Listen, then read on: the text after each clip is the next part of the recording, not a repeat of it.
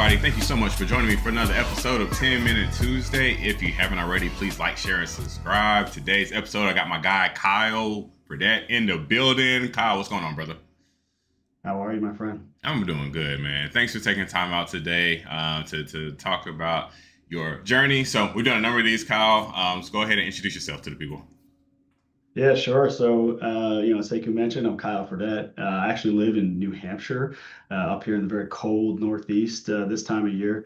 I live up here with my wife and my two daughters, who are 5 and 8. About 3 years ago, I started my own analytics company with my business partner. Like everyone else, we kind of started not knowing where we were or where we wanted to go. And over time, I've really started to refine that, kind of niche down into some different industries. We've got experience in manufacturing, waste, life sciences, insurance, all over the place. So that's a little bit about me, about my professional life. Fun fact. My wife and I, 3 years ago, at the same time, decided we're going to take our girls abroad. They've spent time schooling in Greece, Indonesia, and Italy in the past 3 years. So it's been a journey. Wow, that is awesome. Fun fact I didn't know Yeah, about. So that's actually really cool I know, right? Yeah, that you did that. So nice. family man, family first, you went independent, started your own company with a partner. But at a certain point, you had to get your start. So what really compelled you to get into data to even begin with? Yeah, I mean, I think a lot of us can remember back before Power BI. There was, Power Pivot and Power Query, and I was fortunate to be on a team in an large insurance company, that they needed help with automation, and they had a ton of reports within this kind of very manual process. And I was like, man, I can use these tools to automate all of this. And once we got, people were skeptical, but once we actually got some traction, it was like, this is really fascinating, right? I can take all this effort that you guys are doing on a weekly, monthly basis and literally take the effort away so you can focus on things that are important. Love that. Love that. So really, I think a lot of us, right, is how do we get time back slash I'm bored. So let me automate because I don't want to do the same thing over and over again on a Yeah. monthly cadence. And so, a lot of tools out there. And it's crazy like to even think about the power pivots and power queries, like even how they're still sticking around even in modern day AI. Like they're still really relevant and so Yeah. useful today. Yep. So Couldn't agree more. yeah. So thinking about your journey, and I love this question in the context of like when I was 16, I worked at the movie theater and I sold popcorn, or I worked construction that one summer and I'll never do it again. So thinking about that, what's been your least favorite job to date that you've ever had? Yeah, I would say my least favorite thing that I've done was probably doing drywall. But in the professional world, because it's just tedious and the end product is never as good as the professionals make it look to be. But in the professional world, when I left college, I'm 39 now, back in 2009, which was a really rough time to get into Yeah. the job market, I jumped into a sales role because that's what was available to me. And it was just super competitive, super high pressure, and like I was working all the time. I was making a lot of money, so it made it kind of like challenging for me to be like, I should go do something else.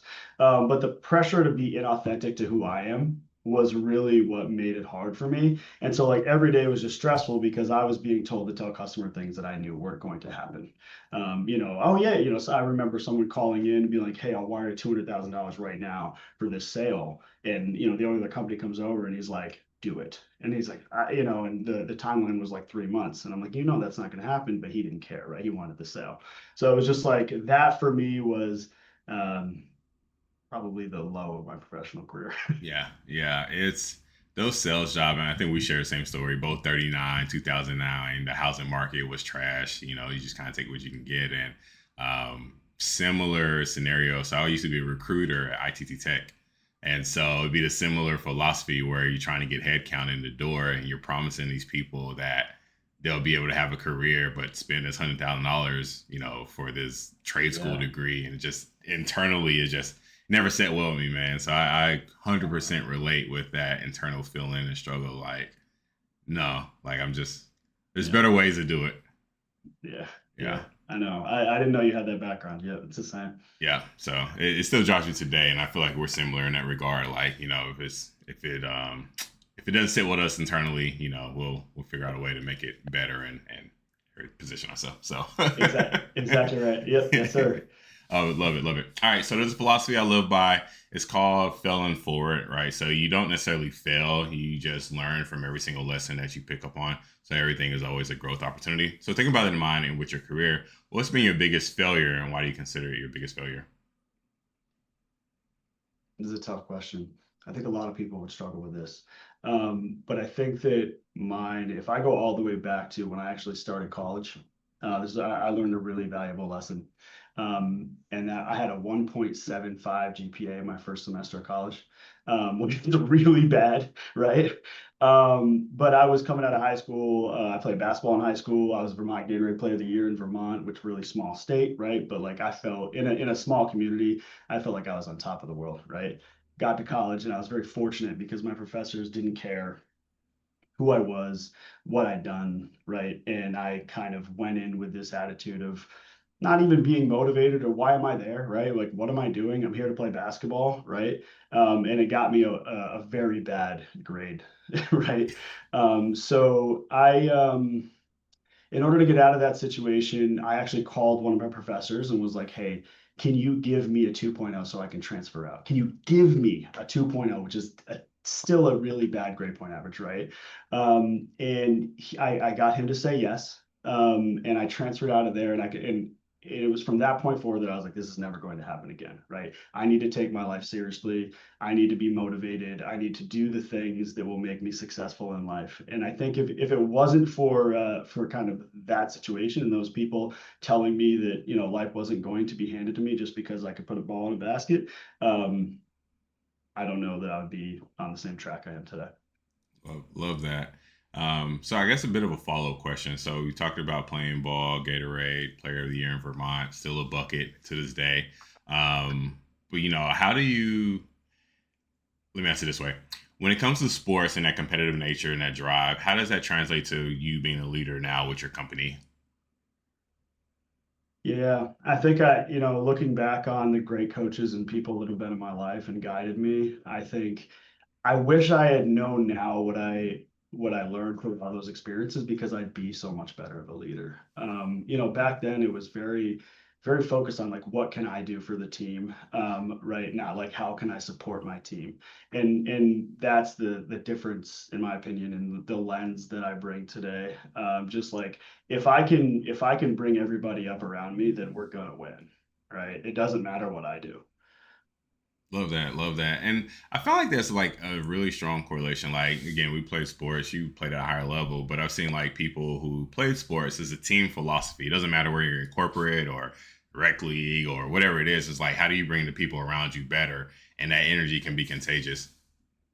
Yeah, and I think that, if you play the long game, you're going to be successful. And, taking some of the short wins are fine as long as it doesn't sacrifice kind of who you are as a person and what you believe in, your principles. So, Love it. Love it. All right. So the target audience for my podcast are people who are just starting out in data or they are trying to pivot and get into data or somehow this popped up on their algorithm YouTube feed and they're like, what is 10 Minute Tuesday? I'm just going to watch this anyway. So thinking about that, what is one piece of advice you give someone who's just starting out in their career? yeah. Trying to be unique with this response. I would say like find out like be very intentional about your life and how you want to what you want to do with your life. I think and I will relate this back technically in a second, but I think that the number one piece of advice I could give is probably just to like get out there, be intentional, meet as many people that are different than you as you can. Have as many conversations as you can, ask as many questions as you can from people that don't have your background, and really learn what it is that lights you up and makes you do what you want to do. And I think getting honing in on a specific technical skill set is fine, and you should do that, but that's going to change over time. That's going to rapidly change, and the people and the network and your wisdom as it grows over time is just going to get better and better and better, and then you'll be able to use any skill set. Look, great answer. Like so true. Get out there, shake the hands. Like especially in this day, or I think, especially as I talk to more people, right? The consistent theme is AI, AI, AI, AI. But everybody's like, Yeah. get out there, talk, network, connect. You got to get out there. Like you can't just stand behind a computer screen. especially Yeah. early on, I think.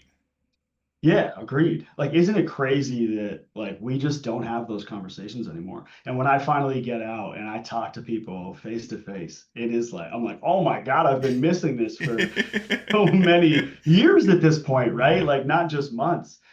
So yeah, like even virtually like this isn't the same. Yeah, it's such a night and day, man. All right, tell me about the most influential people in your life and how they made an impact on you. Yeah. Um, God, I feel like you can't answer any of your questions directly, but I think this is important. I think it's based on the chapters of your life, right? And early on in my early chapters were like we talked about, coaches, my family. You know, you can't underscore that enough. My parents, my friends, those kind of things. But I think in like today, like my 30s, this is going to sound mushy, but I think my wife probably. I think, her ability to help me bring out in real life the person that I want to be and I am with who people see on the outside. That's something that she does really, really well. So I think it's probably her. And then also she's big into fitness, man. So she's an inspiration to keep myself healthy and for the girls and everybody else in my life. Love it, man. Shout out to the wives. Like, especially being a leader, I can relate to that too, right? You're running your own shop. There's so many conversations in your head behind the scenes that only one person truly gets to see, and they have a way of bringing it out. So shout out to the wives, man. For sure.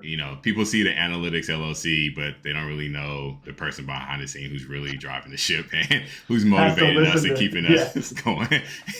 every all my stories that I know she could care less about, Yeah. but like, she acts like she's very engaged, so I Yeah, appreciate it. yeah, and those Yeah. conversations matter, man. Especially when we're in our own head, like just getting it out to someone we trust is huge. So, awesome. All right, Kyle, where can listeners find you at online? Yeah, find me on LinkedIn. As pretty much that's the primary location. Cool, awesome, man. Well, appreciate you being on today. This was great. Seiko, I appreciate you as always, man. Yeah, always great. And as I said in the beginning, if you haven't already, please like, share, and subscribe. And we'll talk to y'all next week. Have a great day.